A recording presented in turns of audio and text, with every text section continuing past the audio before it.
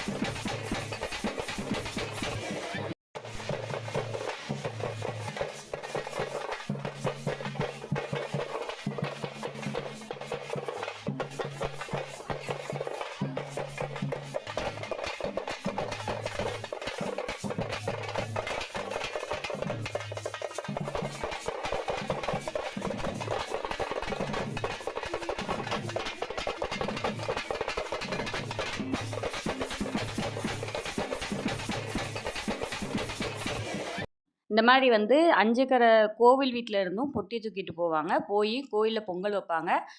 பொங்கல் வைக்க போனோடனே இங்கிட்டு வந்து கரகம் எடுக்க வந்து போயிடுவாங்க. சாமி ஆடுறவங்க இல்லைங்களா, அவங்கெல்லாம் வந்து கரகம் எடுத்துகிட்டு வந்து வீதி ஃபுல்லாக சுற்றி வந்து ஒவ்வொரு கோவில் வீட்டுக்கும் போய் குறி சொல்லிவிட்டு சாமி வந்து பூக்குழி இறங்குவாங்க. அதோடு வந்து சோனைகள் பூஜை முடிஞ்சிடும். அதுக்கு மேலே வந்து கெடா வெட்டி ஓட்டு பூஜை கொடுப்பாங்க. இந்த மாதிரிலாம் எல்லாமே போயிட்டுருக்கும். ஒரு 3 மணி வரைக்கும் திருவிழா மாதிரி போயிட்டுருக்கும். அந்த கரகம் தூக்கிட்டு வந்து பூக்குழி இறங்குற டைமிங்கில் வந்து பார்த்திங்கன்னா சாமி கும்பிட முடியாது. ஸோ அந்த பொங்கல் எல்லோரும் வச்ச உடனே போய் ஒவ்வொருத்தவங்களா போய் அந்த சாமி கும்பிட்டுட்டு வீட்டுக்கு வந்துடுவோம். ஏன்னா அதுக்கு மேலே வந்து பூக்குழி இறங்கிட்டு நேராக வீட்டுக்கு போகிறதுக்கு தான் டைம் இருக்கும். கெடா வெட்டிகிட்டு இருப்பாங்க. ஸோ எல்லோரும் வந்து அந்த டைமில் மினிமம் அந்த 9:30 10:30க்குள்ளே வந்து எல்லோரும் வந்து சாமி கும்பிட்டுட்டு போயிட்டுருப்போம். பொங்கல் வைக்கிறது தடவை வீடியோ எடுக்கலை. ஏன்னா செம்ம ரஷ்ஷாக இருக்கும். அதனால் நாங்கள் அந்த வீடியோ எடுக்கிறதுக்கு வரல.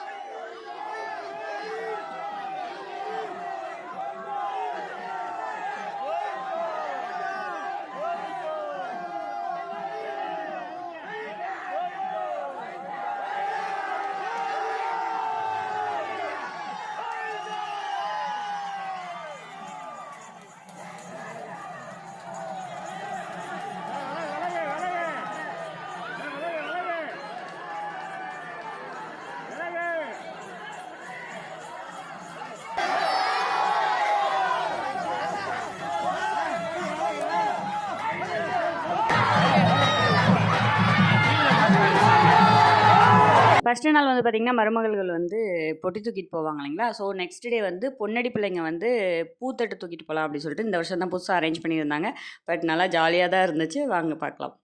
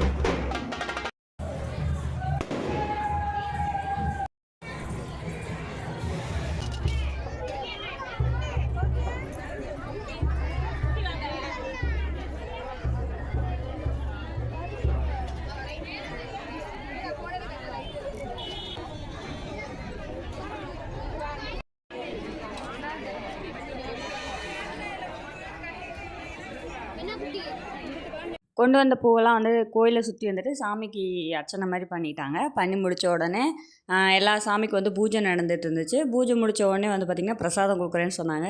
ஸோ அப்படியே வந்து எல்லோரும் வெயிட் பண்ணி உட்காந்துட்டோம். வாங்கிட்டு வீட்டுக்கு போகலாம். இதோட வந்து எங்கள் சோனையல் பூஜை வந்து இப்படி தான் முடிஞ்சிச்சு. இன்னும் நிறையா வந்து நல்லா பயங்கரமாக இருக்கும்.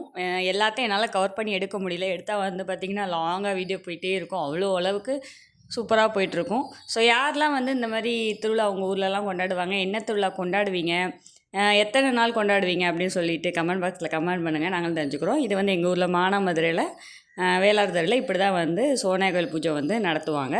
எப்போயுமே சோனியா கோயில் பூஜை முடிஞ்ச மறுநாள் வந்து பார்த்திங்கன்னா நாடகம் இருக்கும். அதாவது வந்தவங்க எல்லாம் வந்து இருந்து நாடகம்லாம் பார்த்துட்டு ஜாலியாக வீட்டுக்கு போகிற மாதிரி, ஊருக்கு போகிற மாதிரி ஒரு நாள் தங்கி இருந்துட்டு போகிறதுக்காக இந்த மாதிரி அரேஞ்ச் பண்ணியிருப்பாங்க. இது எப்போயுமே வந்து ஆற்றுக்குள்ளே தான் வந்து வைப்பாங்க. அப்போ வந்து ரொம்ப கஷ்டமாக இருக்கும். ஆற்றுக்குள்ளே போய் தனியாக உட்காறது இதெல்லாம் இருக்கு இல்லைங்களா. பட் இப்போ எல்லாம் வந்து ஏரியாக்காரங்க ஃபுல்லாக இருப்பாங்க. பட் இருந்தாலும் இந்த தடவை வந்து பார்த்திங்கன்னா செட்டுக்குள்ளேயே அரேஞ்ச் பண்ணியிருந்தாங்க. அதாவது தெருவுக்குள்ளே வந்து ஒரு பிளேஸ் வந்து ரெடி பண்ணி அரேஞ்ச் பண்ணியிருந்தாங்க. ஸோ நல்லா இருந்துச்சு. வீட்டுக்கிட்டே இருக்கிறோம். ஸோ வந்து எப்போனாலும் போகலாம், எப்போனாலும் வரலாம் அப்படின்ற மாதிரி நல்லா பர்ஃபெக்டாக இருந்துச்சு. ஆர்கெஸ்ட்ரா வந்து ஆரம்பிக்கிறதுக்கு 12 மணி ஆகும் இல்லைங்களா. ஸோ அதனால் குழந்தைங்களுக்குலாம் வந்து நிறையா வந்து நிகழ்ச்சியெலாம் வச்சுருந்தாங்க. நல்லா டிஃப்ரெண்ட்டாக இருந்துச்சு. ஸோ நெக்ஸ்ட் இயர் நம்மளும் பார்ட்டிசிபேட் பண்ணலாம் பிள்ளைங்கள அப்படின்ற மாதிரி இருந்துச்சு. பட் பிள்ளைங்களாம் நிறைய டான்ஸ் ஆடினாங்க. அப்புறம் பாட்டு பாடின ஒரு பையன்லாம் சூப்பராக பாட்டு பாடினாங்க. ஸோ அதெல்லாம் வந்து என்னால் அட்டாச் பண்ணால் மானிட்டேஷன் இஷ்யூ ஆகும். ஸோ அதனால் நான் அட்டாச் பண்ணலை. சின்ன கருப்பன் பெரிய கருப்பன் நாடகம் தான் போட்டுட்டு இருந்தாங்க. பப்புன்னு அவங்க பேசிகிட்டு இருந்தாங்க. எங்கள் மண்பாண்டம் தொழிலை பற்றி நல்லா பெருமையாக பேசிகிட்டு இருந்தாங்க. வாங்க வீடியோக்குள்ளே போகலாம். கல் தோன்றா மண் தோன்றா காலத்தில் தோன்றிய குடி மூத்த குடி தமிழ் குடி. இன்னைக்கு 2500 ஆண்டு 3000 ஆண்டு தமிழை வாழ்ந்தான் அப்படின்னு கீழடி அகலாராய்ச்சி மையம் சொல்லுது. எதை வச்சு சொல்றாங்க? அங்கதான் மண்டவோட வச்சு சொல்ல முடியுமா? இல்ல தட்டு தகரத்தை வச்சு சொல்ல முடியுமா? முடியாது. 2000 ஆண்டு முன்னாடி தமிழன் வாழ்ந்தான், தமிழன் இருந்தான் என்று சொன்னால் அந்த மண்பாண்டத்தோட ஓடுகளை எடுத்து அது எந்த நூற்றாண்டுல வந்தது, எந்த நூற்றாண்டுல இருந்தது. இன்னைக்கு உலகத்தில் உள்ள அனைத்து தொல்லியல் துறையுமே இந்த மண்பாண்ட தொழில் இல்லைன்னா தமிழனுடைய நாகரிகத்தை எடுத்து சொல்ல முடியாது. அந்த அளவுக்கு இன்னைக்கு இருக்கிறதுக்கு. ஏன்னா இன்னொன்று, மனுஷன் எவ்வளோ காசு பணம் சம்பாதிக்கலாம், எவ்வளவு பணம் எவ்வளோ காசு பணம் எம்படி சம்பாதிக்கலாம், எம்படி போகலாம். ஆடி அடங்கும் வாழ்க்கையடா உனக்கு ஆரடி நிலைமை சொந்தமாடா. எம்படி பணம் எம்படி காசு அது கூட இன்னைக்கு மொத்தத்துக்கு 4 அடிக்குள்ள வேலை முடிஞ்சிருது. இருக்கிறது இல்லை அப்படி ஆகி போச்சு. ஒரு பக்கம் இருக்கட்டும், எம்படி காசு பணம் சம்பாதிச்சாலும் சரி, எம்படி சொந்த பந்தங்கள் இருந்தாலும் சரி, அப்ப நீ அரசனா இருந்தாலும் சரிப்பா, ஆண்டியா இருந்தாலும் சரிப்பா, உனக்கு இறுதியில கொண்டு போறது என்னப்பா? இறுதி கடனை செலுக்கிறதுக்கு இறுதியா எந்த மண்பாண்டம் இருந்தாதான் அதை 3 ஓட்டை போட்டு கொத்தி உன்னுடைய சொர்க்கத்துக்கு அனுப்ப முடியும். ஒரு ஈயச்சட்டி எடுத்து ஓட்ட போட முடியுமா? இல்ல ஒரு வெங்கல சட்டி எடுத்து ஓட்ட போட்டு அனுப்ப முடியுமா? மண்பாண்டம் தான் மனிதனுடைய முதலை இறுதி மண்பாண்டம் தான். சோறாக்கி அன்னைக்கு எப்படி பெருசுலாம் எப்படி இருந்துச்சு? அதுதான் என்ன சொல்லியிருக்காங்க, மண்பாண்டத்தில் இன்னும் உணவு முறை பழக்க வழக்கம்லாம் வெளிநாட்டுக்காரே அதை பயன்படுத்திக்கிறீங்க. நம்மளால அதை வாங்கி குப்பரை போட்டு கமுத்திக்கிறீங்க. 5 பானை மண்பானையில் அந்த அனுபவம் உங்களுக்கு தெரிஞ்சவங்களுக்கு அந்த அனுபவத்தை பயன்படுத்திக்கிறீங்க. தெரியாத இளைஞர்களுக்கு என்ன தெரியும்? இருக்கட்டும். நானே நாடகத்தை பார்க்கிறது அவங்க கடமை, சிறப்பா நடிக்கிறது நம்ம கடமை. இன்னைக்கு நம்மளுடைய எஜமான்கள் முதலாளிகள் யாரு? அவங்கதான். அவங்க இல்லைன்னா நம்ம இல்லை. அப்படி உணவு உணவு உணவு எப்படி சொல்லுவாங்க? உப்பிட்டுள்ளவரை உயிருள்ளவரை நினைக்கணும். சாப்பாடு ஏற்பாடு பிரமாதம். அனைத்து நல்வுள்ளங்களுக்கும் நன்றி நடிகர்ந்த வணக்கம். எங்களுடைய என்ன சொல்லிடுறோம்ல, பொறியாளர் மாமா ஆண்டவர் மாமாவுக்கு தருணத்தில் ஒரு நன்றி. நீ தனித்தனியா மாமா. சரி, உங்க ஊருக்கு படம் தனித்தனியா வந்துடுறேன். என்ன போகிறேன் வேணாமா? அவர் பாவம் வேணும்ன்றாரு, பயப்படுறாரோ? அதெல்லாம் பாப்போம், சொல்ற பாப்போம். மச்சான் மச்சான் மச்சான் கருத்த மச்சான்.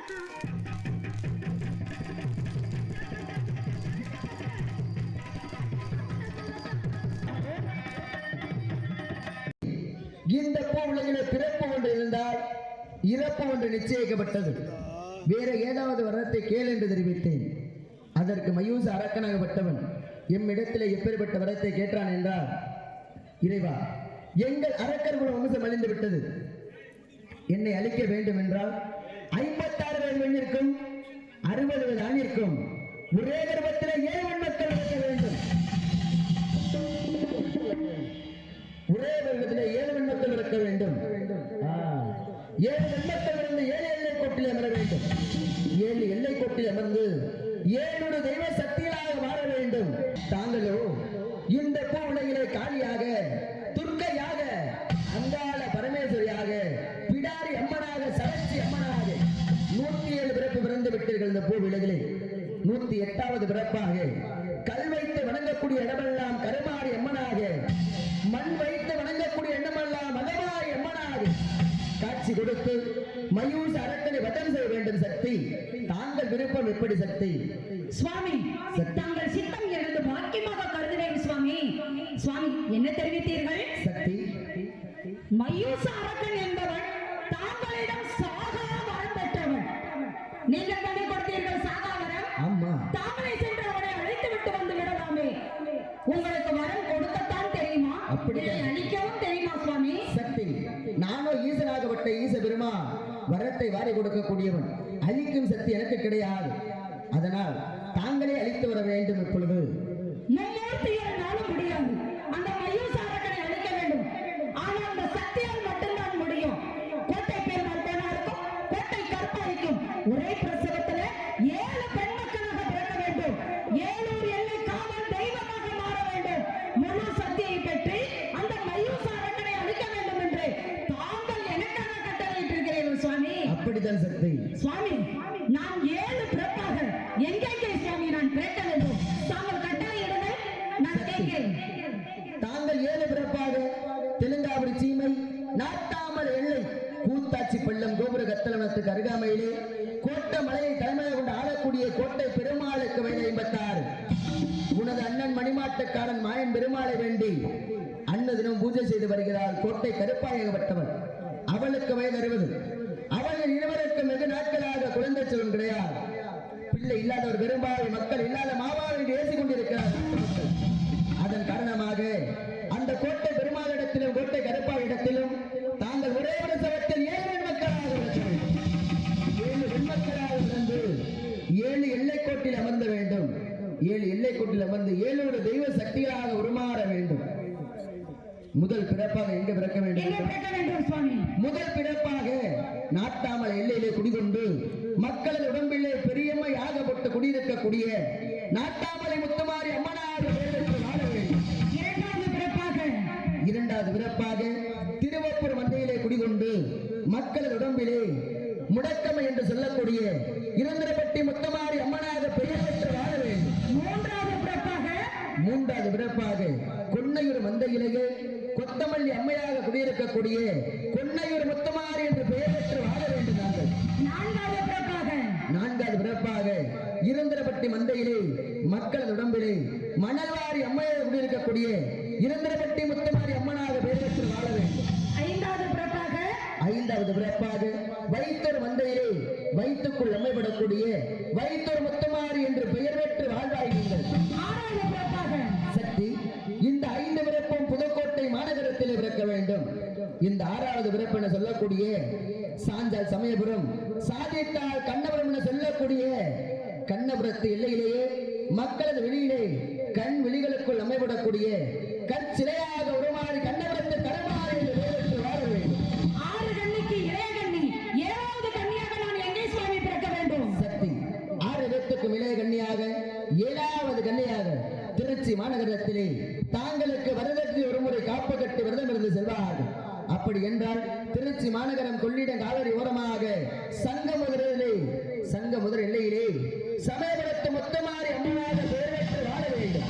சுவாமி, சக்தி, இந்த பூலகத்துல நான் மானிட பெண்ணாக பிறக்க வேண்டும் என்றால் எனக்கு துணையாக யார் யார் சுவாமி வர்றார்கள்? சக்தி, இந்த பூவுலகிலே தாங்கள் அவதாரம் எடுக்கும் பொழுது தனியாக அனுப்புவது கிடையாது. ஆமா, உங்களுக்கு பக்க துணையாக கூண்டு துணையாக பாதுகாவலனாக நமது மைந்தன் கொல்லிமலையிலே மாசி வரியனுக்கு அரசாட்சி செய்து வரக்கூடிய கொல்லிமலை சின்ன கருப்பனையும் அழகர் மலையில வாழ்ந்து வரக்கூடிய கல் அழகர்களுக்கு பாதுகாவலனாக இருக்கக்கூடிய 18ஆம் படி விரியகரப்ப சாமியை அனுப்பியிருக்கிறேன். 3 சென்று அந்த மயூச அரக்கனை வதம் செய்ய வேண்டும். சக்தி, சுவாமி, சக்தி, நாங்கள் 3 சென்று அந்த மயூச அரக்கனை அழைத்து விட்டு வந்து விடுகிறோம். இந்த பூலோகத்துல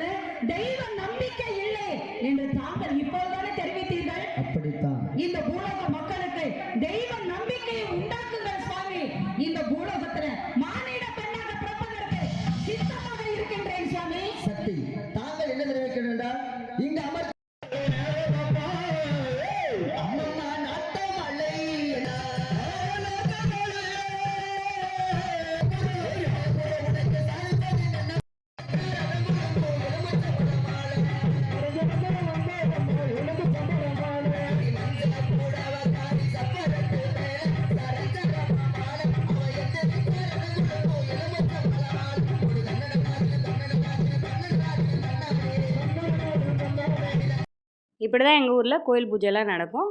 ஸோ இது போன்ற வீடியோக்கள் தொடர்ந்து பார்க்க நம்ம சேனலை சப்ஸ்கிரைப் பண்ணுங்கள், லைக் பண்ணுங்கள், ஷேர் பண்ணுங்கள். தேங்க்யூ ஃபார் வாட்சிங்.